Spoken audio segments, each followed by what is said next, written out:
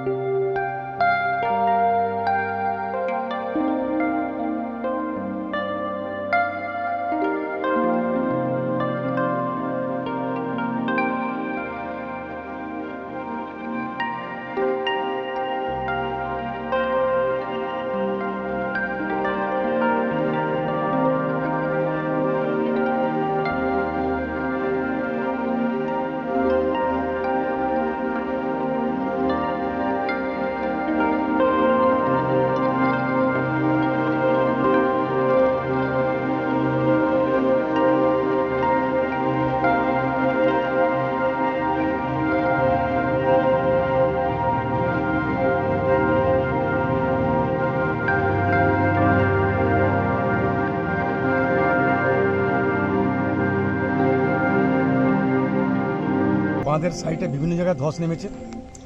আমরা গ্রামবাসীবৃন্দ প্লাস ইরিগেশনের লোক আসছেন, তারাও দেখি দিয়ে কাজ চলছে।